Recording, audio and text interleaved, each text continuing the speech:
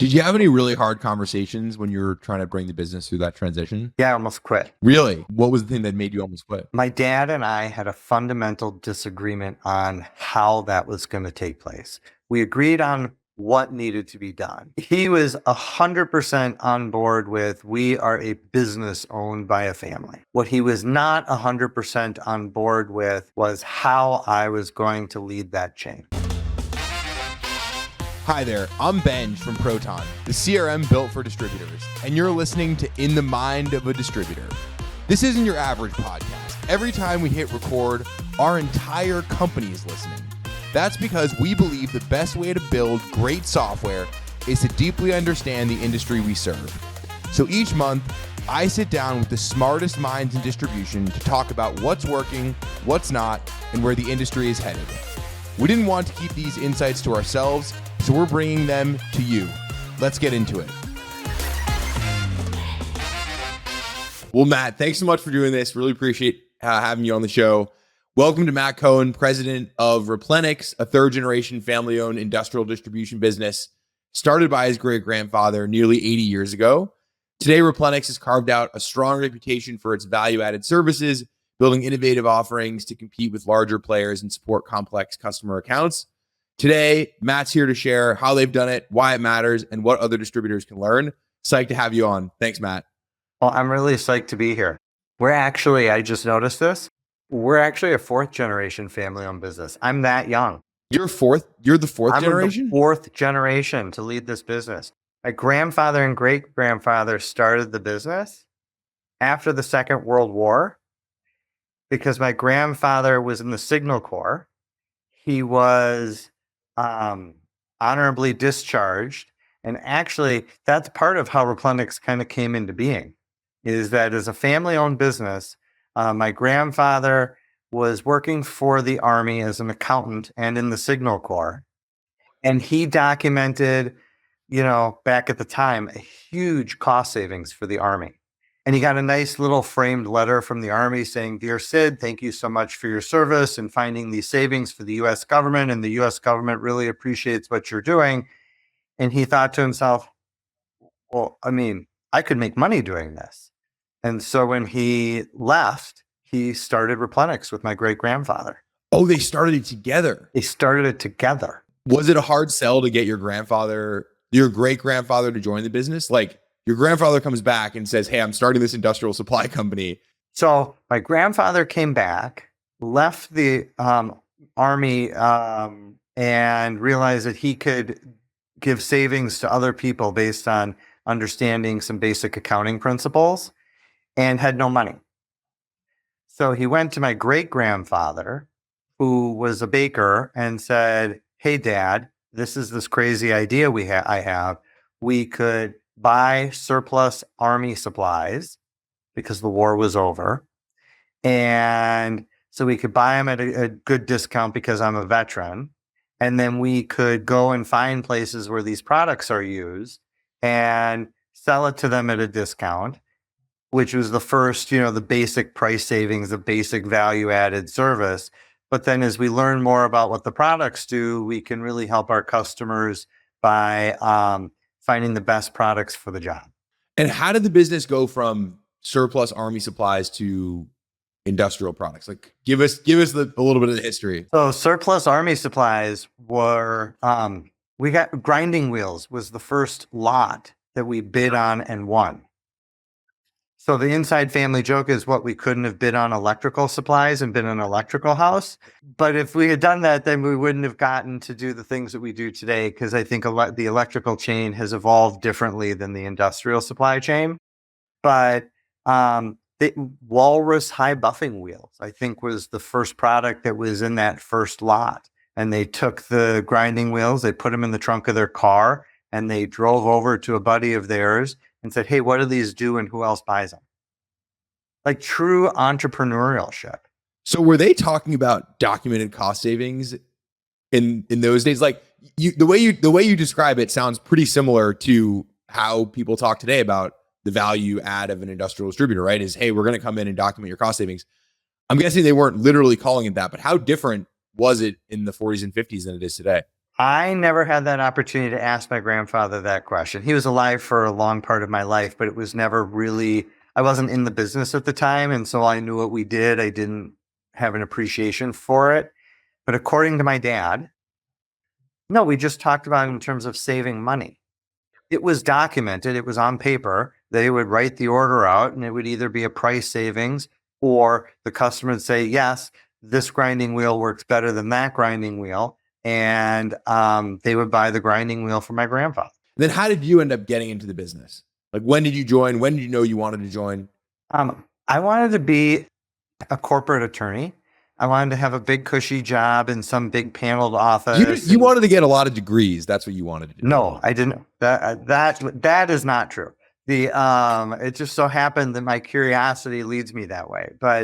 And so I was practicing law, and my dad came to me and said, "Hey, here's this opportunity at Replenex." There was a lot of M&A activity going on in the early 2000s. And he said, and I think we have an opportunity to do some of that at Replenex. And would you like to use your law degree to come and help us grow the business? And was he running the business at the time, or was outside management? He was, we still had outside management, but he was, chairman, if you will. So he convinces you to join the business. Was that a hard sale, or were you excited to get out of corporate law? It was not a hard sale. I wasn't necessarily excited to get out of private practice. I think there was a variety of valuable lessons I learned there about bringing value and helping solve problems and engaging in curiosity, understanding what the clients really needed and what was at the heart of the problem. But it was an easy sell from the standpoint of I had a young family, and practicing law is always about billable hours, and being curious ultimately puts me in a position where I can go down a rabbit hole to go learn a whole bunch of stuff and pop my head back up. And I've lost an hour and a half of my day. Well, that's a lot of billable hours. So, okay, you come into the family business. What's something that immediately or soon after you joined, you were like, we've got to change this? And then what's something that I guess you kept the same since you came into the business? The one thing that I think was really important when I looked at what we need to change was that we've always been a family business. And as a family business, we've treated our employees like family. I mean, my grandfather used to bring the sales guys his old suits, because we used to wear suits into our customers, hand-me-downs like he would give to my dad. But we really shifted. I thought the most important thing we could do is start to shift the mindset from being a family-owned business to a business owned by a family. And while that does or could seem like it's semantics, it was really about putting the needs of the business before the needs of the family in a meaningful way. Did you have any really hard conversations when you were trying to bring the business through that transition? Yeah, I almost quit. Really? Yeah. What was the thing that made you almost quit? My dad and I had a fundamental disagreement on how that was going to take place. We agreed on what needed to be done. So he was on board with the idea that it was a business owned by a family, not a family, but he was on board with that concept. He was 100% on board with, we are a business owned by a family. What he was not 100% on board with was how I was going to lead that change. And I gave him the choice. I said, I can do it. And I will always love you. You're my dad. But I don't have to have you as my business partner. I can go do something else. As you said earlier in the conversation, I have enough degrees that I had something to fall back on. And so, and it wasn't a my way or the highway type of thing. It was how do we get to something that is going to give me meaningful work and an opportunity to grow the business and provide for the family and be within his level of comfort. I mean, that kind of transition is really, really hard to go from I mean, especially when I feel like I've heard often that when the sort of like old generation of leadership is super entrepreneurial, it's not unusual for them to hold on to control in ways that make it frustrating for the next generation to come into the business. The best thing that happened to us was that he was the chairman, but not a working part of the business. And so he wasn't as involved in the day to day. And I really think that where the rub came was that he didn't want to see me fail. And so again, it was the familial piece of we want the family to, be the family. And so he didn't really have a horse in the race in terms of I was going to undo a whole bunch of things that he had invested his time and creativity into. It was more, I don't want to see my son fail. You're now in the president's seat. You're trying to take the business through this transition. What were a few of the things that you were really focused on changing? And then what, if anything, were you really focused on making sure didn't change? It didn't want to lose the culture. What treating our employees like family members, extended family members did was created a super collaborative culture. People were all in. They were inspired to do the right thing. They were curious. They wanted to make things better. They wanted to build things for customers that met the customer's need, which is how we got into value-added services, which we'll talk about, I'm sure, in a bit. But I didn't want to lose any of that. And we had business practices that weren't geared towards that. So what I really focused on in the beginning is how do we eliminate arguably the non-value added business practices, the things that we do as an organization that aren't bringing value to the end user or to the business. And by eliminating processes and eliminating things that weren't bringing value to the business, we were able to start to drive more focus and the excess time and energy to the things that were bringing value. Did you ever get it wrong? Yes is the short answer. I don't think we ever did anything as we looked at changing the business that was a wholesale, we went from north to south.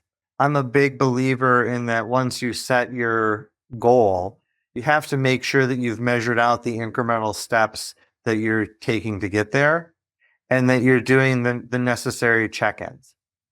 Deming talks about continuous improvement. And as you think about Deming and continuous improvement, there is this constant kind of checking in and course correction.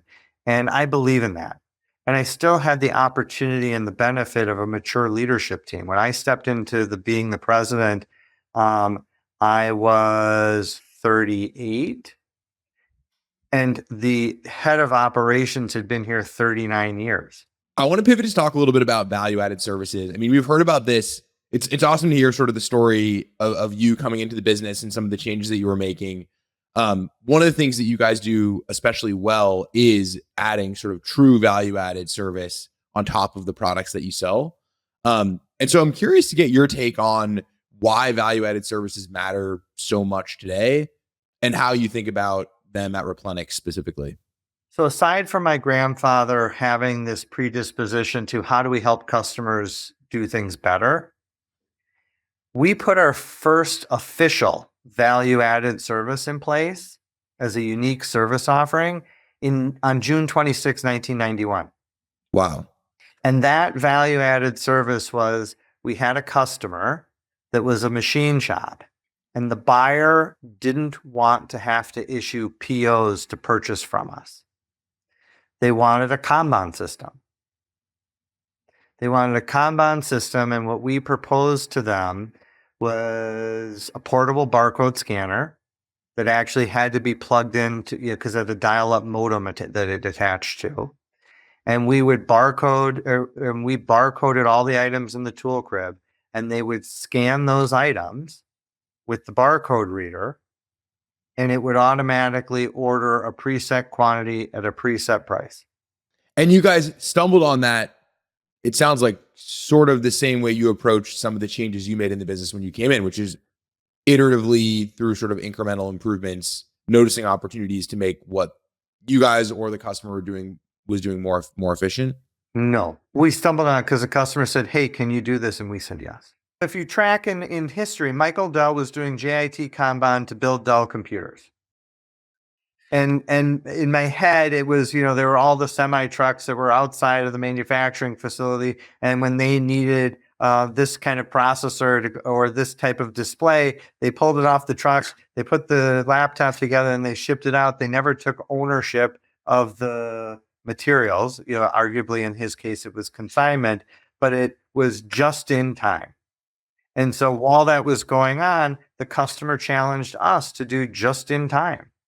And so our version of just in time was that we had preset release quantities. They scanned it. They knew anything that they scanned was going to show up in, I think at the time it was 48 hours. How much overlap in the value-added services that you provide to each customer is there? In other words, you've got some sort of menu of things. Here are all the different ways we can help you make your operation more efficient. Let's go look at which one of these maps to you. Or how often is it like really truly a bespoke, hey, we're going to have an in-house resource that's on your, plant site, and we're going to do something that we don't do for anyone else, but we just do for you? Part of our proven process is ultimately we go and understand the customer need. So rather than saying, bringing the brochure out and saying, hey, look at this, we go bring the checklist out and say, hey, let's walk through what you do, how you do what you do, why you do what you do, and then find out what you are interested in getting that could simplify those things, support those things, allow you to do them differently. Because in the end, all of our customers are manufacturing something, and all of them have a higher ROI on anything that's going on if they are putting something out the door. So give some examples of what the highest leverage services you guys offer are. People.